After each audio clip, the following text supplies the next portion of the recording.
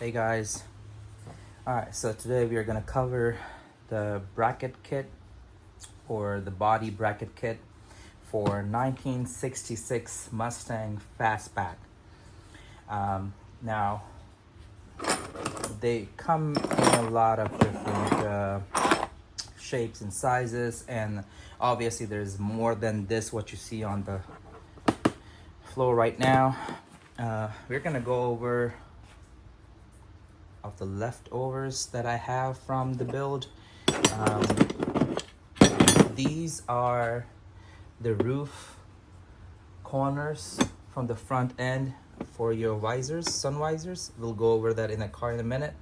And I'm just gonna show you a couple of things that you may not need all of them. So that is one thing to keep in mind when dealing with all these brackets. For example, for me, I don't know why these are included, but I'll show you where they go, but this is definitely not for 66 Fastback, okay?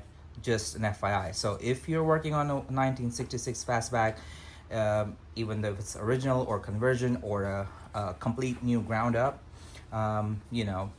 you probably won't need these, okay?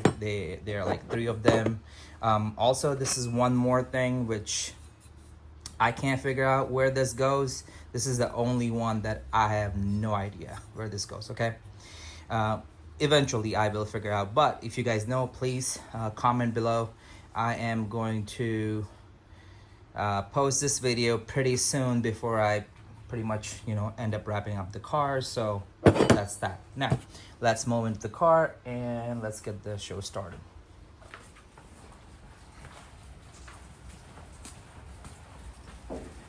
All right, so we are going to cover the driver's side only, okay?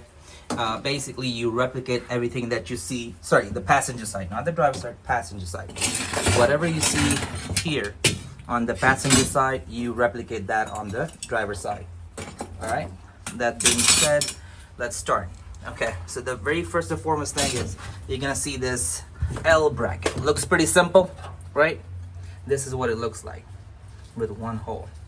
That goes here as a support to this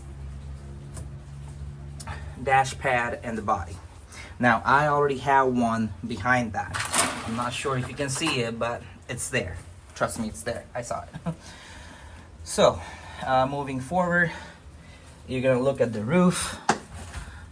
You see that? That's what I was talking about. These are for the sun visors. Now,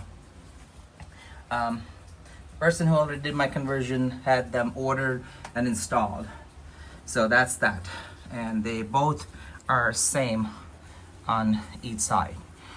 Now, this is a little tiny nugget that people usually forget, but this right here is for your rear view mirror.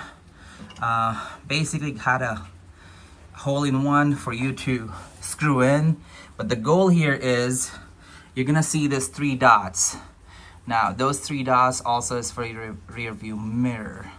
But what you're gonna do is you're gonna take this and you're gonna basically center it with this center hole, and you can either rivet it or screw it. It's up to you.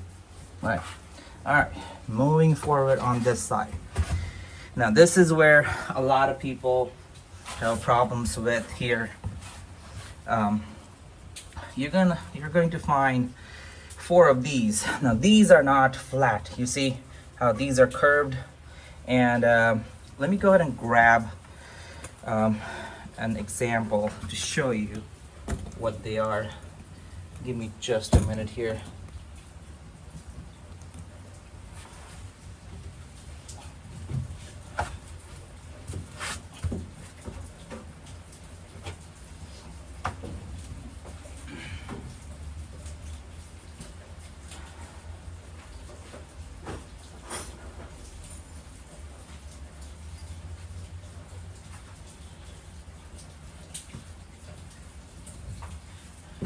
All right, so I have gone and got all of the brackets that I have installed so far on the passenger side of the car. Okay, so as I was saying, you are going to have a lot of brackets, small ones. This is an example right here. Okay, these brackets right now, they might look same, but if you look at closely, I mean, not really, but you know, you can figure out these are slanted. They're cut slanted from the side if you look at it, right? And the other ones are basically cut flat straight from all the sides. You see, now I've bent this. That's not how it looks like. I'm gonna show you, you know, what the regular one looks like. It is this right here. This, you see that? Straight from all the edges, versus this one, which looks like a bit slanted, right? So your goal is to, when you put that flat on a sheet metal, right, make sure it points out. You see that? You see how it slopes out and about? That's what you need. So you're gonna face it that way, outside the flat surface. The next in the line is, where did the thing go? Shit. I thought I just grabbed it. That is funny, because I know I just grabbed it. The hell? Okay, anyhow.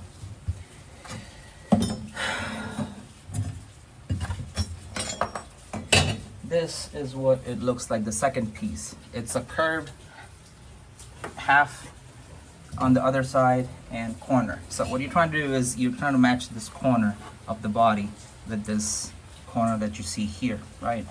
And that's where it goes. Now, moving up, same thing, slanted. This and this, they both are same, okay?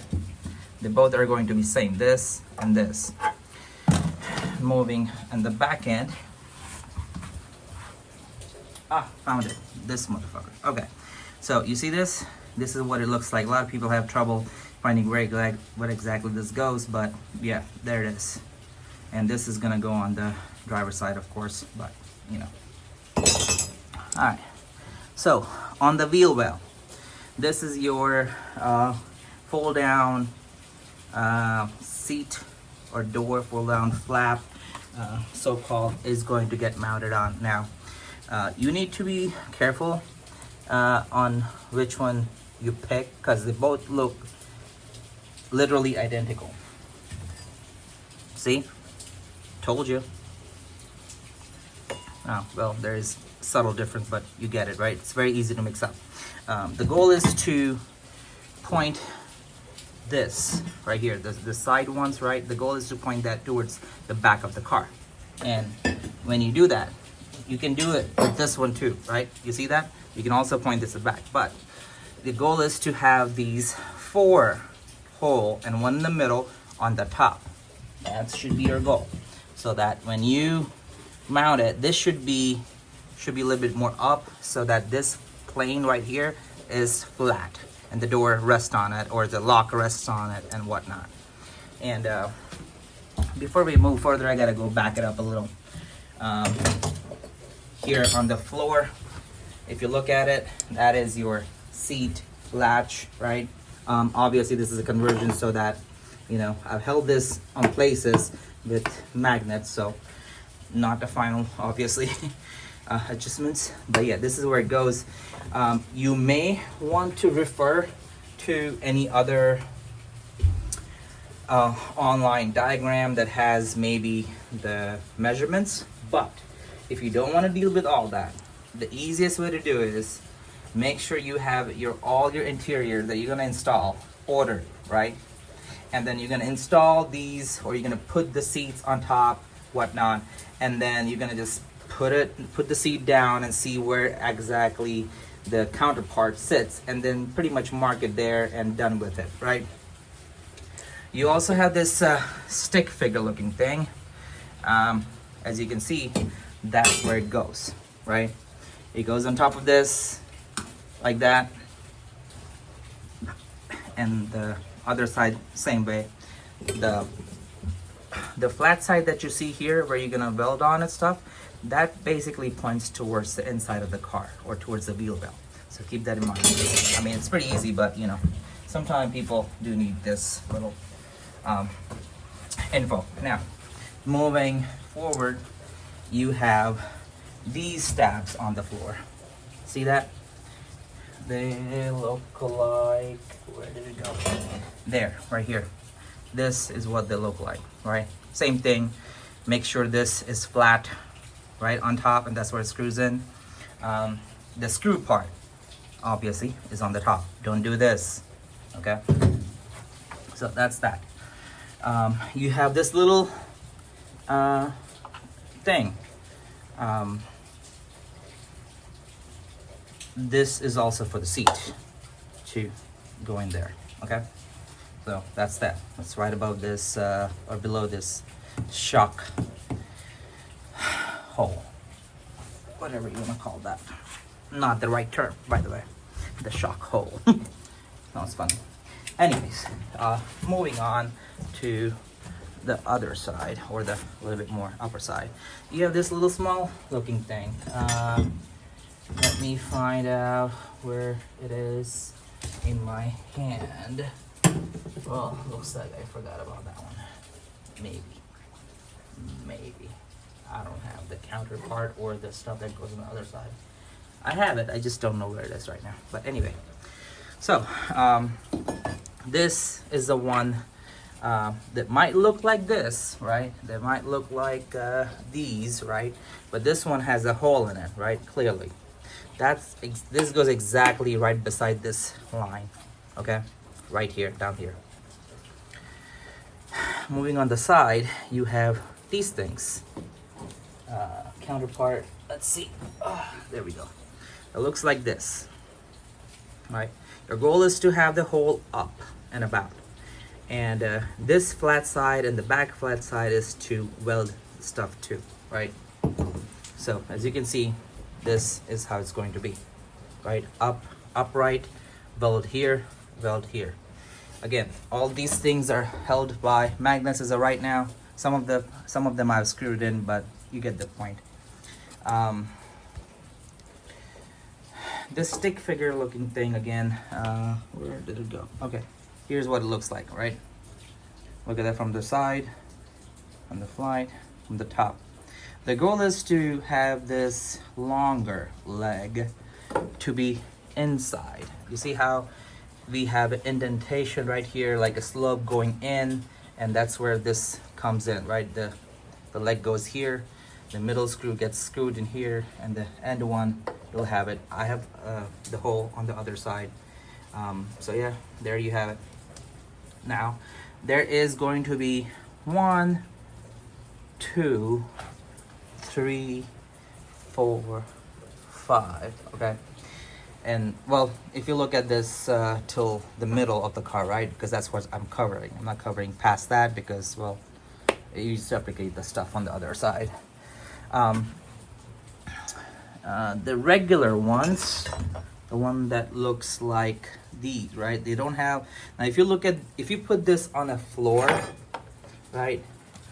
Oops, my bad.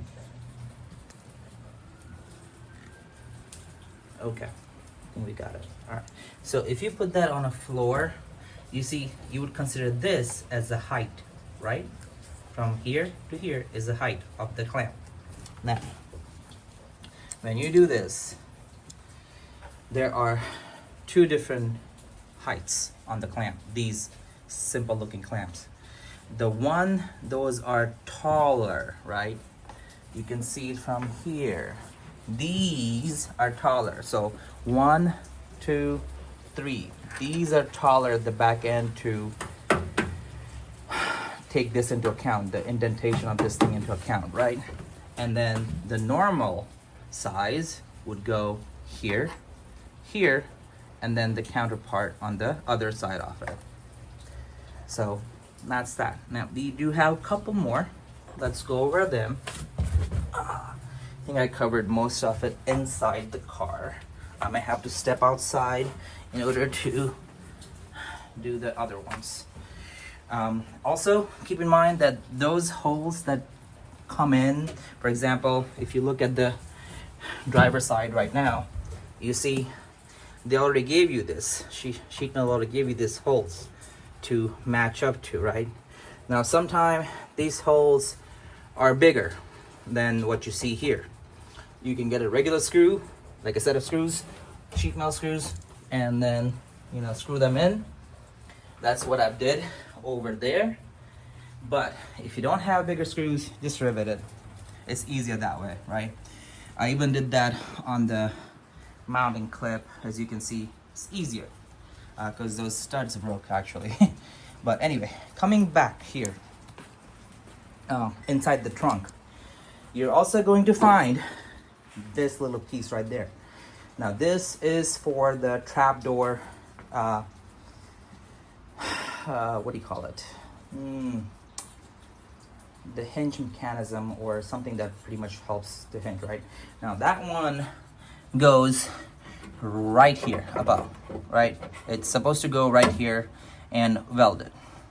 Now I personally am not planning to, or maybe I will, I'm not sure yet. That's why you can see the kill mat, the sound deadening is still there.